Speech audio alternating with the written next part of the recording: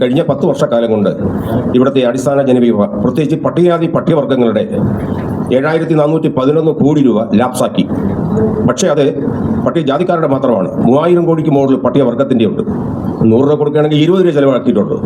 പിന്നെ 5 ലക്ഷം വീട് കൊടുത്തു എന്ന് പറയുന്നു ഇടതുപക്ഷം. അങ്ങനെയെങ്കിൽ അതിന്റെ സംവരണം 50,000 വീട് പട്ടികജാതിക്കാർക്കൊണ്ടായിരിക്കണം. അതിനെക്കുറിച്ചൊരു കണക്കില്ല. ഇവിടെ പട്ടികജാതി വകുപ്പിന് നേരിട്ട് മുൻ സർക്കാരുകൾ നേരിട്ട് വീട് ഭൂമി അനുവദിച്ചിരുന്നു. അത് ലൈഫ് മിഷനാക്കി. ലൈഫ് മിഷന്റെ പേരിൽ ഫ്ളാറ്റുകളാണ് വെച്ചു കൊടുക്കുന്നത്. ഫ്ളാറ്റിന് ഉടമസ്ഥൻ പഞ്ചായത്താണെങ്കിൽ പഞ്ചായത്ത് സെക്രട്ടറി, നഗരസഭയാണെങ്കിൽ നഗരസഭാ സെക്രട്ടറി. ഞാൻ തിരുവനന്തപുരം ചാല കരിമുടം കോളനിയിൽ ഫ്ളാറ്റിൽ 3ാമത്തെ നിലയിൽ താമസിക്കുന്നത്. ആ ഫ്ളാറ്റിന്റെ ഉടമസ്ഥൻ നഗരസഭാ സെക്രട്ടറിയാണ്. കറന്തി രസീതോ ഉടമസ്ഥാവകാശവും ഇല്ല. ഒരു വലിയ ചതിയാണ്. ഇവിടെ 170 പട്ടികജാതി വിദ്യാർത്ഥികളുടെ PhD ബിരുദം നഷ്ടപ്പെട്ടു. അവർക്ക് പ്രതിമാസം 35,000 രൂപയാണ്. അപ്പോൾ 10 മാസത്തേക്ക് 3.5 ലക്ഷം രൂപ. 170 പേർക്കും പൈസ കൊടുത്തില്ല. അവരുടെ വിദ്യാഭ്യാസം പോയി. അപ്പോൾ ഇവിടെ ഈ 10 വർഷം കൊണ്ട് ഏറ്റവും കൂടുതൽ ഈ ഭരണം കൊണ്ട് നഷ്ടം സംഭവിച്ചിരിക്കുന്നത് പട്ടികജാതി വിഭാഗങ്ങളുടെയാണ്. പട്ടികജാതിക്കാർക്ക് കിട്ടിക്കൊണ്ടിരുന്ന ആ വിദ്യാഭ്യാസ ആനുകൂല്യങ്ങളോ ഒന്നും കൃത്യമായി കിട്ടില്ല. 2021 സ്റ്റേറ്റ് 40 60 സെൻട്രൽ ആക്കി. സ്റ്റേറ്റ് 40 കൊടുത്ത് അപ്ഡേഷൻ ചെയ്താൽ മാത്രമേ സെൻട്രൽ ഗവൺമെന്റ് 60 കുട്ടികളുടെ അക്കൗണ്ടിൽ ഇടുകയുള്ളൂ. അപ്പോൾ സ്റ്റേറ്റ് സമയത്തിന് കൊടുത്തില്ലെങ്കിൽ സെൻട്രലിന്റെ ഫണ്ട് കുട്ടികളുടെ അക്കൗണ്ടിൽ വരുന്നില്ല. ഇതുമൂലം എൻ്റെ കുട്ടികളുടെ ഈ സമൂഹത്തിലെ പട്ടികജാതി വിഭാഗത്തിൽപ്പെട്ട കുട്ടികളുടെ ഉപരിപഠനവും അവരുടെ തൊഴിലും വിദ്യാഭ്യാസം ഉണ്ടെങ്കിലേ തൊഴിൽ കിട്ടുകയുള്ളൂ. ഇതെല്ലാം നഷ്ടപ്പെടുത്തുന്ന ഒരു അവസ്ഥയാണ് ഈ 10 വർഷം കൊണ്ട് വലിയ നഷ്ടം നമുക്കുണ്ടായിരിക്കുകയാണ്. അതുപോലെ ചരിത്രത്തിൽ പട്ടികജാതി വിഭാഗത്തിൽപ്പെട്ട ഒരു മന്ത്രി കേരളത്തിലില്ല. പട്ടികവർഗമാണ്. ഞങ്ങൾ അദ്ദേഹത്തെ ചെറുതായി കാണിക്കുന്നില്ല. പക്ഷേ UDF സർക്കാരിന്റെ കാലത്ത് 2 മന്ത്രി കൊടുത്തിരുന്നു. ആ 2 മന്ത്രി എന്തുകൊണ്ട് ഇവർക്ക് കൊടുത്തില്ല? ഇവരുള്ള ഒരു മന്ത്രിയെ കൂടെ ഒഴിവാക്കിയിട്ട് പട്ടികവർഗ മന്ത്രി എഴുതി അദ്ദേഹം ആ വകുപ്പ് ഭരിക്കുന്നെങ്കിലും ആ വകുപ്പിലുള്ള ഉദ്യോഗസ്ഥരുടെ കീഴിലാണ് അദ്ദേഹം പോകുന്നു എന്നുള്ളതാണ് നമുക്ക് അറിയാൻ കഴിഞ്ഞത്. അപ്പോൾ ഇവിടെ ഉമ്മൻചാണ്ടി സർക്കാർ 2014 ഓരോ ലക്ഷം രൂപ കൊടുത്തിരുന്നു സഹകരണ സംഘങ്ങളിൽ നിന്ന് എഴുതിത്തള്ളാൻ.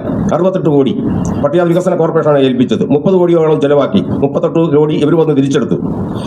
എന്നിട്ട് 2019 വരെ നീട്ടാൻ വേണ്ടി നിയമസഭാ സമിതി ശുപാർശ കൊടുത്തു. ഇതുവരെ അത് നീട്ടിയിട്ടില്ല.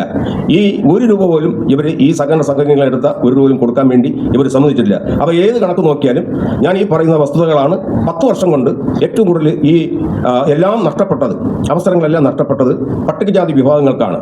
അതുകൊണ്ട് ഇപ്പോൾ ഈ ദേശീയ ദളിത് ഫെഡറേഷനും അതിനോടൊപ്പം ഞാൻ വന്ന് ഈ പത്രസമ്മേളനം നടത്തുന്നത് ഞങ്ങളെ പൂർണ്ണ പിന്തുണ UDF-നാണ്.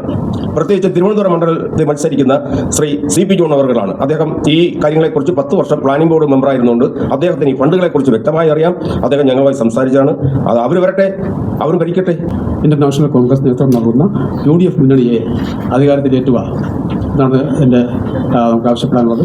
ഇന്ത്യയിലെയും കേരളത്തിലെയും പട്ടികജാതി പട്ടികവർഗ ആദിവാസി ഗോത്ര സമുദായങ്ങളുടെയും ക്രിസ്ത്യൻ വിഭാഗങ്ങളുടെയും മറ്റ് പിന്നോക്ക വിഭാഗങ്ങളുടെയും മുസ്ലിം വിഭാഗങ്ങളുടെയും ഉന്നമനത്തിനും വളർച്ചയ്ക്കും നിലനിൽപ്പിനും കേരളത്തിൽ കോൺഗ്രസ് നേതൃത്വം നൽകുന്ന UDF മുന്നണിയെ അധികാരത്തിൽ കൊണ്ടുവരുവാൻ എല്ലാ വിഭാഗം ജനങ്ങളും സംവിധാനാവകാശം വിനിയോഗിക്കണമെന്നും ഞങ്ങൾ അഭ്യർത്ഥിക്കുന്നു.